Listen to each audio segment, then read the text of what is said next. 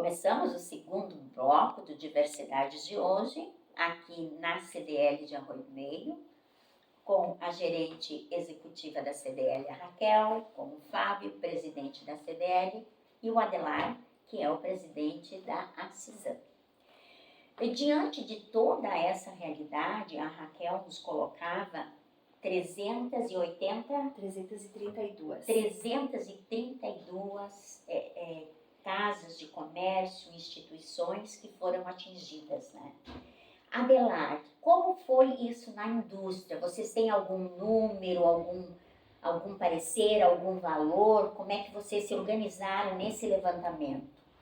Assim, o número de prejuízo a gente ainda não tem, né? Porque todos os empresários, o que eles estão fazendo hoje, né? Mais é o trabalho da limpeza, né? E a organização para retomar as suas atividades, né? Então, nós tivemos aí, por exemplo, a Minuano Alimentos, né? Que foi totalmente invadida, né? Uhum. A própria BRF também teve um prejuízo muito grande, porque foram 8 painéis de controle da fabricação de ração, né? Que são produzidos aí agora em Moré. Sim, ela chega por trás da água ali. Então, assim, ficaram diversos dias parados, né? Uhum. Então, assim, as empresas, elas estão tendo hoje, além das perdas, ainda um custo muito elevado aí com a questão do frete hoje, né? Transportes, né? Porque como nós estamos sem as pontes, então, os fretes, todos eles aumentaram o preço.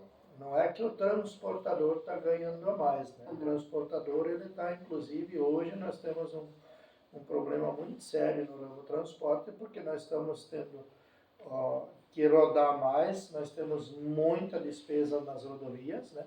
Um custo muito elevado. Você pega, por exemplo, a BR-386 aqui também, o caminhão ali onde é que levava aí 1 hora, ele leva 3 horas aí, por causa das barreiras que caíram, só tem bloqueio, para de um lado, puxa do outro, né? Então, ele fica puxando fila, né? E onde ele estaria fazendo um consumo por km rodado de 2 litros, 2,2, 2,5, hoje ele está fazendo 500, gastando 1 litro e fazendo 500 metros, 600 metros, né? Então nós estamos gastando aí 4, 5 vezes a mais de combustível. E alguém tem que pagar essa conta, né? Então, assim, eu te dizer, as indústrias aqui de Arroio do Meio tiveram tantos milhões de prejuízo, e eu não tenho esse número. Ninguém ainda passou essa informação para nós, né? Então, é uma situação muito difícil, né? Então, tanto para aquele que precisa da matéria-prima, como aquele que precisa mandar para fora, né? Também a matéria-prima, né? Com certeza. Então, nós temos um custo muito elevado com isso, né? E esse problema das estradas é muito problema com pneu, com manutenção dos caminhões, né? E veículos pequenos também, né? Mas é uma missão. Eu participei, inclusive, de uma reunião na semana passada com alguns prefeitos, com o pessoal da EGR, pessoal do DAIA, né? Então, assim, nós já tínhamos na logística, na infraestrutura, problema aqui dentro do estado antes dessa enchente. Já agora, tínhamos então, problemas. Imagina, nós né? reclamávamos, inclusive eu estou à frente dentro da SIC como diretor executivo da infraestrutura, e a gente reclamava da nossa 130, né, que leva meia hora nos horários de pico para vir de Lajado para Arroio do Meio, Lajado. Agora nós estamos levando... Exatamente, a gente estamos levando 3 horas ou não podemos nem chegar, né? Então, o que era ruim, hoje está pior, né? Muito pior. Então, assim, ali que entra também uma questão agora, né?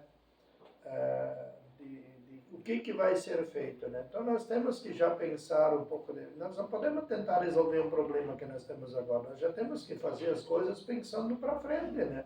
Então, o Rio Forqueta, 3 pontes, né? As 3 foram embora. Se tivesse 4, 5, de repente elas também teriam ido embora, né? Então, hoje, na construção das novas pontes, já tem que se pensar, né, em pontes mais altas, em pontes que dão mais acesso para veículos, né? Por exemplo, a Ponte de Ferro, um trabalho que está sendo feito por várias frentes, né? e ali só tinha uma via, né? Então agora ela vai ter 2 vias, né? Isso já vai desafogar bem. Melhorar. A RS 130 foi feita uma licitação de uma ponte, tomara que ela saia, mas já deveria ter se pensado em logo fazer 2, né? Porque a gente, queira ou não queira, vai precisar disso, né? Mas nós estamos hoje numa situação muito difícil aqui, principalmente para a indústria, e é onde nós se preocupamos muito. Hoje existe também muita questão do êxodo, né? Sim. É muitas pessoas que vão embora. É uma preocupação? Sim, é uma preocupação, tá? Mas o que nós vamos fazer para manter essas pessoas aqui? Porque chega o começo do mês, ele quer receber. E como é que nós vamos garantir que ele vai receber? Então, não é apenas você limpar a indústria, fazer a indústria voltar, né? Você precisa ter essas pessoas que vão fazer a parte da mão de obra, seja aquele cara que cuida de uma das mais importantes máquinas dentro de uma fábrica, como aquela pessoa que faz um serviço mais simples, mas a gente precisa dessas pessoas. Então isso é uma preocupação que nós temos, como fazer e o que fazer. E assim, as pessoas muitas vezes se apegam a muitas coisas. Ah, mas o meu pai fazia assim, a nossa empresa sempre funcionou assim. A nossa empresa, a vida inteira estava aqui. Sim, ela estava, né?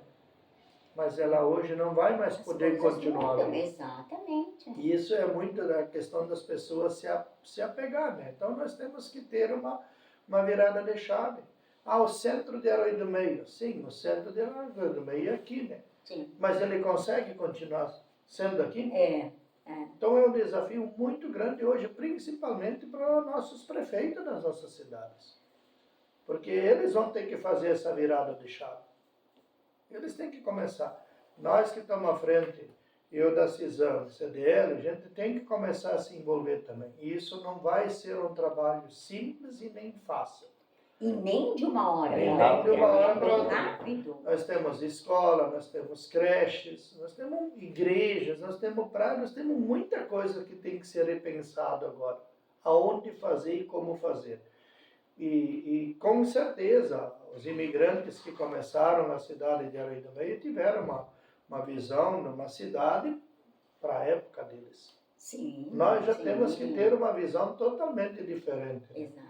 Então tem que ser uma cidade planejada, né? Então a gente já está se reunindo com algumas pessoas aqui.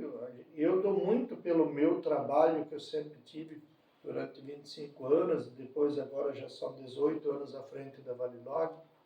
Então eu conheço muitas cidades, muitas regiões que foram feitas. O plano diretor de uma cidade, eu chego assim, me emocionar quando eu vejo, né, da organização que eles fizeram na cidade. Ruas largas, onde é que estão as praças, onde é que estão os setores públicos, né, tudo muito bem pensado. E isso é uma coisa que nós temos que implantar agora, não só em Herói do Meio, sim no Vale do Taquari. Sim, porque a maioria foi atingida, então, né? Assim, agora, para tudo isso acontecer, o que nós precisamos manter na nossa cidade? As indústrias. Se nós não conseguirmos manter as indústrias, desanda o resto. Desanda o resto. E por que fazer isso? Para quem fazer isso? Agora, se nós tiver geração de emprego, geração de renda, vai ter sim pessoas que vão investir. Vai ter pessoas que vão embora e já foram embora. Mas vai vir outras pessoas porque vai ser uma oportunidade de novos negócios. Sim. É uma fala assim, muito recorrente na Câmara de Vereadores. Eu não sei exatamente qual vereador, mas agora ela é citada por muitos. Se a indústria vai bem, o comércio vai bem. Não, se a agricultura vai bem, o comércio e a indústria vão bem. E assim também, né? Se a agricultura vai bem, reflete em todas as camadas sociais, né? Em todos os segmentos. Bom, vocês dois, me digam. Na verdade, assim, ó, falando do acontecido, né? Tipo, eu no dia seguinte, no dia eu tive uma felicidade de conseguir ir até na minha loja e eu tive uma visão, não sei da onde, de tirar minhas mercadorias da loja.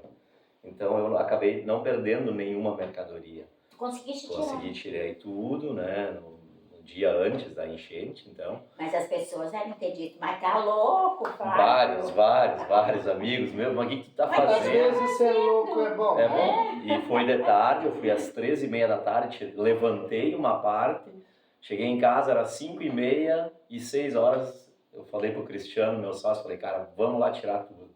E ele, mas tu tá ficando louco, era 7h30, nós estávamos entre 5, guardamos tudo, não ficou nada. Mas Então, foi a maior sacada da tua vida, né? mas aí tu tá em casa, né? Só no radinho a pilha, escutando, e Sim. aquela água subindo. Sim. Tava meu pai comigo na minha casa, minha mãe, né? Meu pai, daí, então, dias depois acabou falecendo ainda. E nós só naquele radinho, e água vindo, e daí tu não tinha mais informação.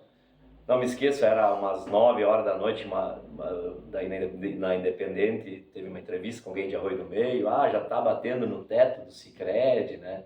Sabe, daí tu mede Sim. né? Porque é ali na direção, tu não tinha, né? Daí o Cristiano já me mandou, não, tá do lado no CFC, dá pra ver os carros que pegou na porta, que o André acabou deixando os carros do CFC, enfim, não se tinha uma dimensão de como tava, né? Mas era quase impossível ter a dimensão, né? Sim. E daí no dia seguinte, então, tu entra na cidade e tu enxerga isso. Lógico, eu nem olhei para os lados, na verdade, eu só cheguei até na minha loja para ver como é que estava a situação.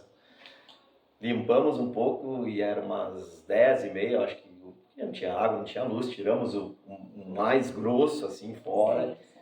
E daí dei uma volta caminhando na cidade, sabe? Daí tu vê os teus colegas de comércio, tu vê as pessoas, aquele cenário, como a gente fala, um cenário de guerra, né? Sabe? Sim. Tu olha aquilo ali, lógico que aqui no centro da cidade também prédios, estruturas foram abaladas, né? Mas não comparando com o que aconteceu com as casas, né? Na região, lá mais na beira do rio. Mas tu olha aquilo, é avassalador, assim, né? No centro da cidade, assim, né? Tu caminha, tu enxerga isso, né? Eu vi... Era calçado, panela, remédio, tudo, sapato, o que tu bota, imaginava. roupa. E ainda mais, então, ainda falando do cenário de guerra, tu vendo pessoas entrando nas lojas, saqueando, tirando essas coisas ali, porque foi um cenário que ficou na cabeça das pessoas que o mundo ia acabar. Era o que eu via, assim, né? As pessoas catando no meio da sujeira as coisas, foi assim, eu vi. Olha, foi triste de ver. Sabe? Então, ainda pessoas tirando vantagens da situação. Né? Mas, como eu falei, tu enxergar aquilo, tu entrar naquele centro da cidade, tu sabendo, tu tendo na tua cabeça como era aquilo e tu... E como ficou. Né? Foi triste demais, né, Raquel? Isso. Nós estamos encerrando o segundo bloco do Diversidades.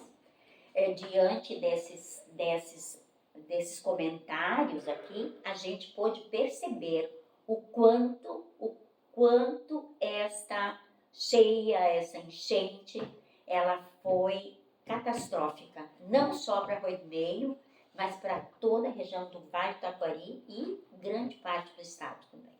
Voltamos em seguida para o terceiro e último bloco.